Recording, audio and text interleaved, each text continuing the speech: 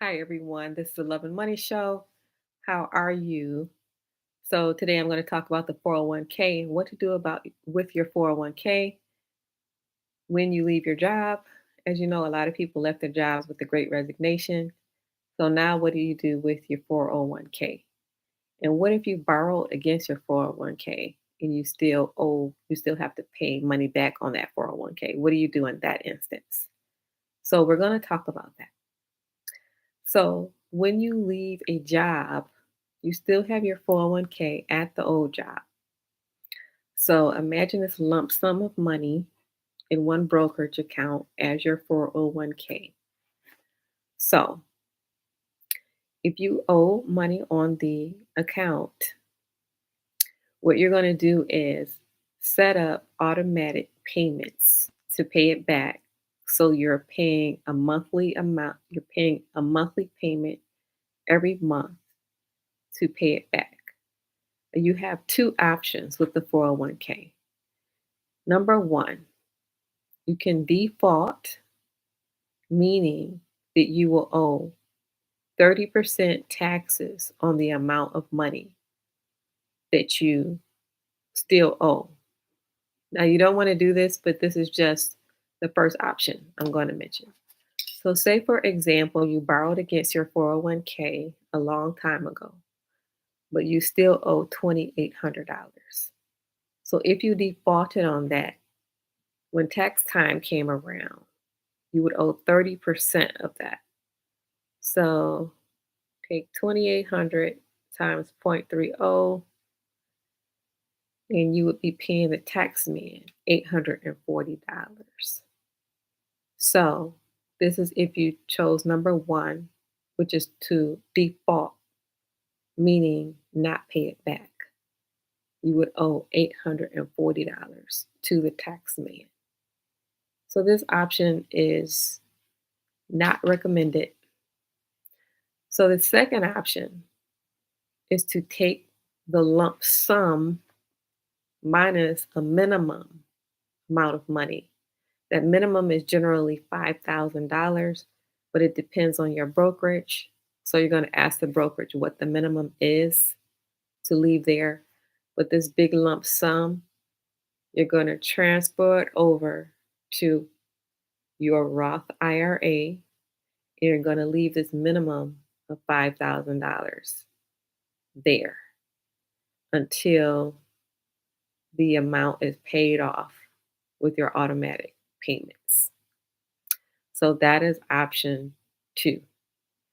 Of course, you should call them and make sure that there are no tax implications associated with doing this. So, very important. Make sure there are no tax implications with doing this. And so, those are your two options on what to do with your 401k after you leave your position. So, of course, you could keep your 401k where it is already, but it is recommended to transfer it over to your Roth IRA so that you can go ahead and keep contributing to it. And then your new position, when you get the 401k set up there, then you would start a brand new 401k. And so that's how it works. It's a simple phone call.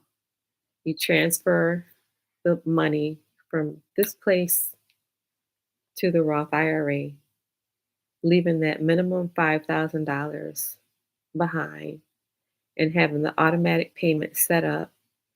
So monthly payments coming out of your account until you pay the amount that you owe, and then transfer the rest over to your Roth IRA. That way, like I said before, you can um, keep contributing to your Roth IRA. And then your new position, once the 401k is set up there, start a brand new 401k. Okay, so that's how it works. And that's what you would do with your 401k if and when you leave your job and start a new job.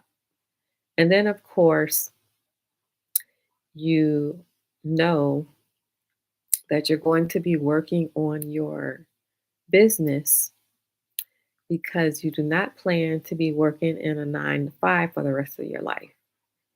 So, that business could be a real estate business where you are buying property every year or every other year until you get to the point of financial freedom where you no longer have to work. Or it could be any other business that you are interested in, something that lights you up, something that makes you happy. That could be anything. But what you're going to do is you're going to just try different businesses until you find one that is profitable. And real estate from the jump is going to be um, profitable, but real estate is slow. But you know, in the long run, that real estate is a profitable business, and real estate is generational. It's generational wealth. So, any business that you choose, real estate, you already know that that is a great business, and or you could be doing a different business and real estate at the same time, or just choose whatever business that lights you up. So it's really a personal decision, but it's just something to be thinking about in the long run. The objective is not to work a 9 to 5 until you are 65 and then retire and then start enjoying your life.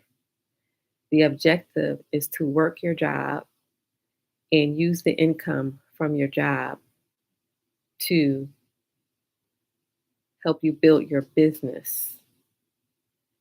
And the ideal is to retire before the age of 65. You don't have to wait till age 65 to retire. You retire when you become financially free. Some people become free in their 30s. Some people become free in their 40s. Some people become free in their 50s. So the ideal of working until you're 65 is it's not something that you have to do. You choose. You choose what age you're going to retire. And that is based on the time that you become financially free, whether that be through building a business, or some people do it through the stock market. So, just some things to think about: what to do with your 401k when you leave your job, especially if you borrowed against it and you still owe them money. And then thinking of the long term plan. You're not going to be working for the rest of your life. You're not going to be working until you're 80 or 90. You're going to be building a business, and you're going to help yourself now by thinking about it now. How can you become financially free? Financial freedom is the term. And so I bring on a different entrepreneur, and I also interview millionaires and multimillionaires, but I interview business people, and I bring them on Sundays. So tune in to the channel on Sundays where you can listen in to the entrepreneurs and the millionaires, and you can get some ideals on some businesses that you might be interested in. Also, if you're interested in real estate, say that you are more concerned about having a safe retirement. You just want to be safe and financially stable. If you, in that case, real estate is for you. And so if you're interested in real estate, then you can contact me. My email is info@elevationmentor.com.